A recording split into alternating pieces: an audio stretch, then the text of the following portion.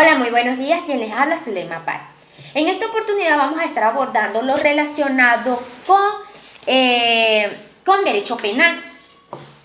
En primer lugar, tenemos que recordar que las leyes se estructuraron porque el objetivo era condicionar la conducta humana, reconociendo que cada ser humano tiene intereses y que muchas veces uno y otro pretenden colocarlos como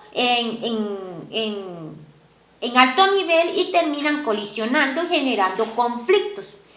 Por ejemplo, uno de esos conflictos puede ser como resultado final el homicidio, que es uno de los elementos que centran esta conversación. ¿Quién nos dice a nosotros que el homicidio es un delito? Lo señala el Código Penal. El Código Penal es un catálogo de señalamientos donde nos indica cuáles son los delitos, cómo incurro yo en un delito y cuál será el castigo en base a ese delito que yo he ejecutado. Por ejemplo, si hablamos de homicidio específicamente, a partir del artículo 405, ahí encontramos desglosados los tipos de homicidio. 1. Está el homicidio intencional simple, que es cuando yo doy muerte porque así lo deseo. Eso acarrea una pena de 18 años. Está el homicidio calificado, que es cuando se ejecuta a través de la ejecución de envenenamiento, incendios, sumersión de la víctima. En este caso hablaríamos de tipos de víctimas. Por ejemplo, pueden ser ascendientes, descendientes, cónyuge o hasta el presidente de la República, y eso que acarrea una pena hasta de 20 años de cárcel. Está el homicidio agravado, que es cuando se ejecuta en las personas del vicepresidente, tal vez un ministro, un alcalde, un gobernador, entre otros. También hay unos límites de pena. Tenemos el homicidio causal, que es que se genera la muerte, pero también tuvo gran responsabilidad el entorno circunstancial que favoreció el resultado final, que era darle muerte a una persona. Está el homicidio culposo. ¿Qué pasa con el homicidio culposo? Que es cuando yo, por negligencia, por desconocer o por ignorar ciertos reglamentos, termino dando muerte a alguien. Puede ser a una persona o a varias personas, aunque también se puede hablar aquí de lesiones gravísimas, que nos lleva al artículo 414 del Código Penal, porque entonces ahí hablamos de cuáles son las lesiones gravísimas, por ejemplo, pérdida de una pierna, pérdida de una mano, pérdida de un hijo, entre otros, ¿ok?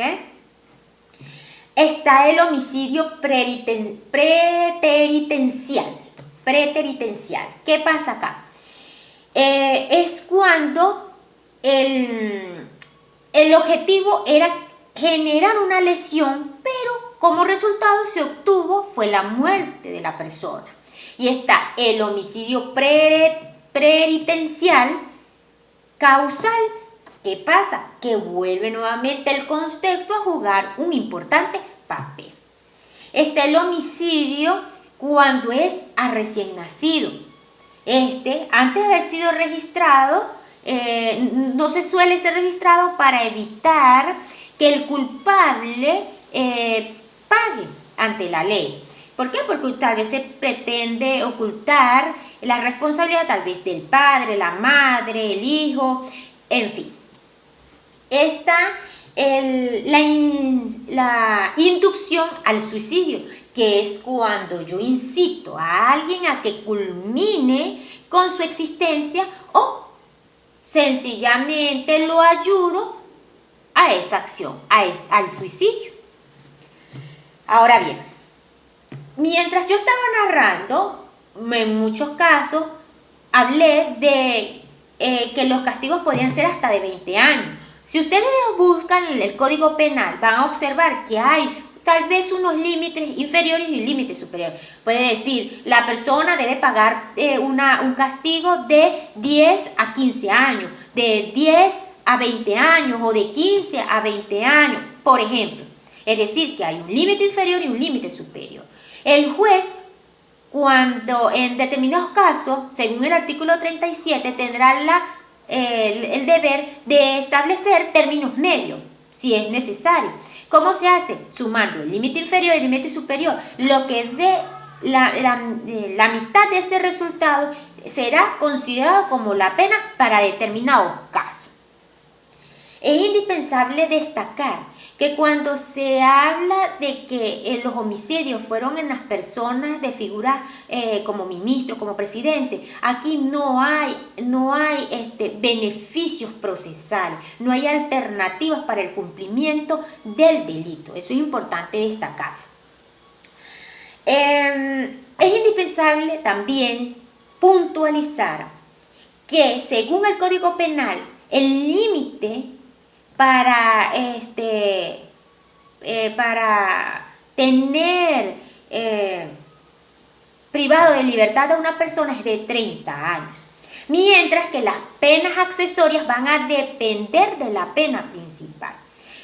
¿Qué son las penas accesorias? ¿Qué es necesario tener claro? Las penas accesorias son aquellos resultados inherentes a la pena principal, es decir, que son accidentales. Por ejemplo, si yo he sido considerada culpable y condenada a una pena en una prisión, yo pierdo mi inhabilidad política, la interdicción civil, es decir, no tengo capacidad para administrar mis bienes, para poseer tutela o para exigir aspectos maritales.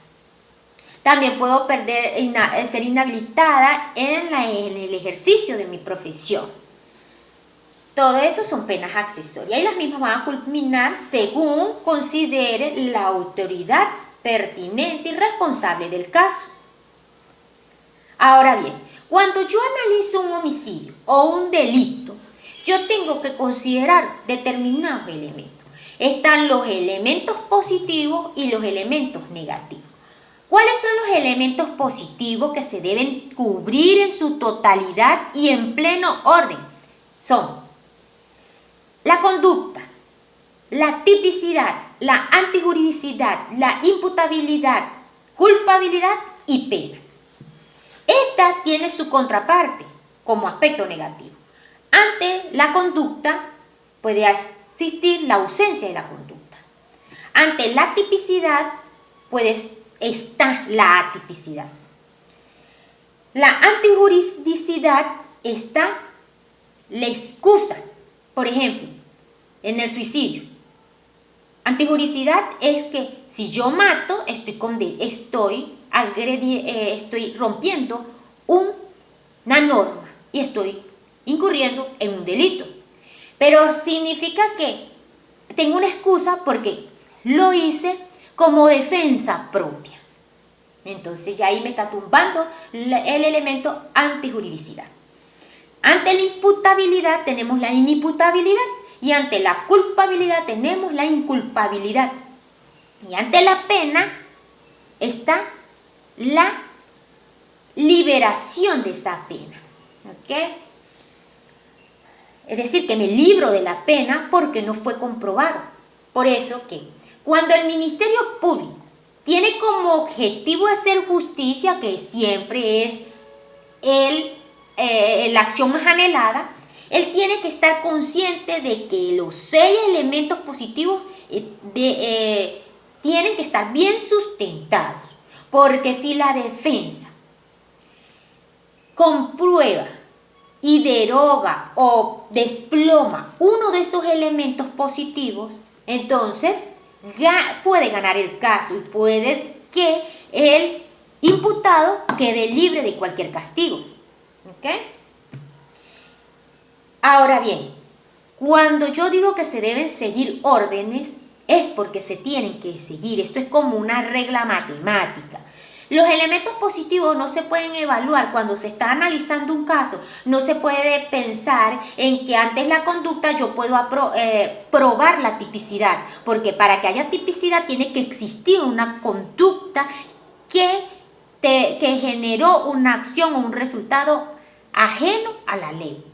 No puedo pretender yo lograr comprobar la culpabilidad de una persona si no compruebo antes la imputabilidad. Ahora, vamos a analizar. ¿Qué es la conducta? Es la acción negativa que se ejecutó. La tipicidad es, tengo la conducta negativa, pero ¿quién me dice a mí que esa conducta es un delito y que cumple con todas las características del delito? La hipótesis legal. El Código Penal está conformado por un cúmulo de hipótesis, es decir, señala cada uno de los aspectos que el ser humano puede terminar ejecutando y que son delitos. Si yo, esta es la realidad, esta es la conducta negativa que yo ejecuté y que transgredió el derecho, la ley, y este es el Código Penal, la hipótesis legal, estas se cohesionan perfectamente, entonces estoy hablando de tipicidad, es decir, que todo concuerda a que esto que se generó en la realidad es un delito según lo que escribió el legislador cuando realizó el Código Penal. Entonces eso tiene que estar cohesionado, ningún elemento puede faltar. Tenemos la antijuridicidad, es decir, esta acción que yo generé es un delito porque así lo señala el Código Penal o la ley. La imputabilidad es la capacidad de la persona para ser responsable ante su acto. La culpabilidad es porque yo soy responsable, yo fui el que ejecutó la acción. Y la pena es el resultado, lo que a mí me dijo un juez que yo tengo que cumplir. Ejemplo, prisión. Cada uno de estos elementos tienen que estar bien analizados. Por eso que siempre vamos a decir que la ley, a pesar de ser muy bien redactada o de estar muy bien redactada gracias a los múltiples intentos de la especie humana, siempre será su éxito, siempre, o mejor dicho, siempre su éxito va a depender de la capacidad crítica, analítica, objetiva e investigativa del profesional del derecho. ¿Okay? Bueno, muchísimas gracias. Espero que este material sea de su agrado y que esté inmersa en una claridad significativa. Para una próxima oportunidad, esperemos que vuelva a crearse un escenario para el enriquecimiento intelectual. Me despido hasta una próxima oportunidad.